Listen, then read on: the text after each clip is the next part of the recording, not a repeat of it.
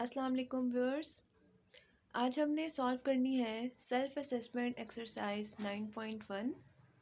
इसमें हमारे पास दो क्वेश्चंस हैं जिसमें क्वेश्चन एक ही है। उसमें हमने दो पार्ट्स को सॉल्व करना है, जिसमें हमने क्या करना है कि फॉरवर्ड और रिवर्स रिएक्शन को लिखना है। दो रिवर्सिबल रिएक्शन हमें दिए हुए हैं, इनके हमने फॉरवर्ड और रिवर्स रिएक्शन लिखने हैं। और हम आज सीखेंगे कि हम फॉरवर्ड और रिवर्स रिएक्शंस किस तरह से लिख सकते हैं। अगर हमें पेपर में ये क्वेश्चन आ जाता है तो हम इसको किस तरह से स्टेप बाय स्टेप सॉल्व करेंगे। क्योंकि स्टूडेंट्स, आपको आता बहुत कुछ होता है, आपने बहुत कुछ सीखा हुआ होता है अपने स्कूल में, एकेडमीज़ में, लेकिन आपको मेथड आना चाहिए कि उसको रिप्रेजेंट किस तरह से करना है। तो हर चीज़ स्टेप बाय स्टेप अगर आपने क्लियरली लिखी होगी तभी एग्जामिनर जो है वो आपकी बात को अच्छे से समझ सकेगा।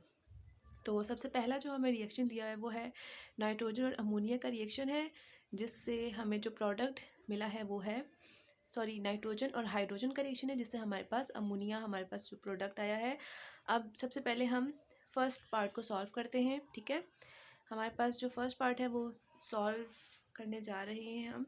सबसे पहले हम हेडिंग देंगे प्रॉब्लम सॉल्विंग स्ट्रेटेजी।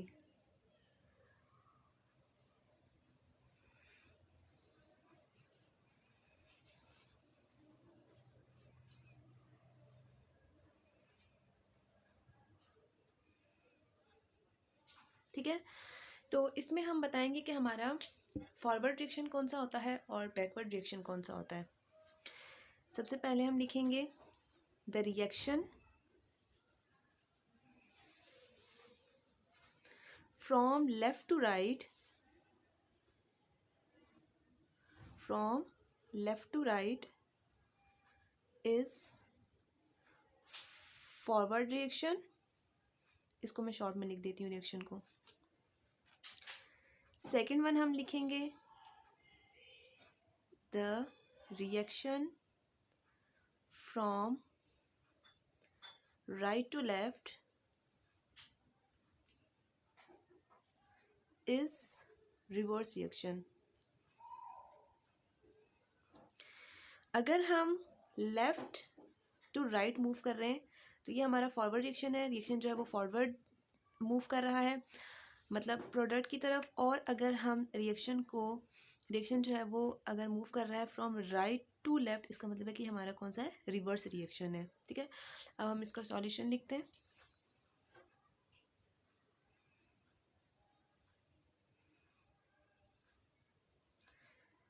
देखिए, अब हेडिंग से ये कितना क्लियरली जो है वो हमें समझ में आ रहा है और एग्जामिनर भी इससे जो है वो इम्प्रेस होगा। तो सॉल्यूशन में हम क्या करेंगे, अब हमने यहाँ पे जब बताया है कि the reaction from left to right is forward reaction, right to left reaction जो है वो क्या होता है, फॉरवर्ड रिएक्शन होता है। तो अब हम सबसे पहले क्या लिखेंगे, इसका रिएक्शन लिखेंगे। तो forward reaction left to right क्या है हमारे पास, नाइट्रोजन रिएक्ट कर रहा है हाइड्रोजन के साथ और हमारे पास फॉर्मेशन हो रही है किसकी, अमोनिया की। ठीक है, ये हमारे पास क्या है, ये हमारे पास फॉरवर्ड रिएक्शन है। यहाँ पर मैं लिख देती हूँ फॉरवर्ड रिएक्शन।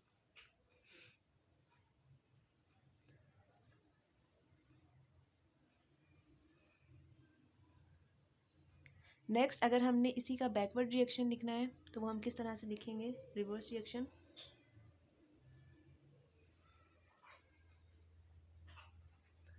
रिवर्स रिएक्शन ये होगा कि अब अमोनिया डिकम्पोज होगा और अमोनिया से क्या बनेगा, नाइट्रोजन और हाइड्रोजन। तो हम ये रिएक्शन किस तरह से लिखेंगे, reverse reaction.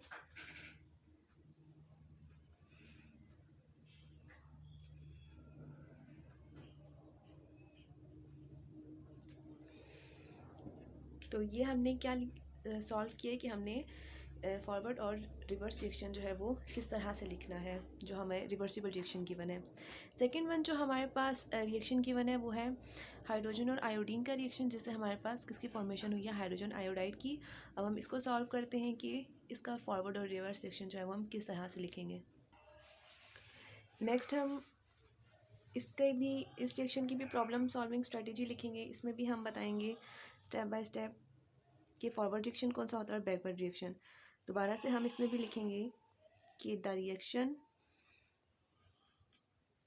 From left to right is forward reaction. Second one, the reaction from right to left is reverse reaction. अब हम इसका सॉल्यूशन लिखेंगे.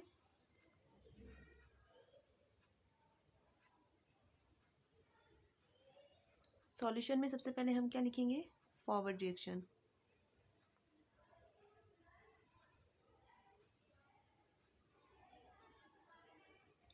फॉरवर्ड रिएक्शन हम जो है इसका कौन सा होगा? The reaction from left to right. From the left to right इसका फॉरवर्ड रिएक्शन वो है हाइड्रोजन का रिएक्शन आयोडीन के साथ, और हमारे पास जो प्रोडक्ट बना है वो बना है 2 हाइड्रोजन आयोडाइड. इसका रिवर्स रिएक्शन हम किस तरह से लिखेंगे?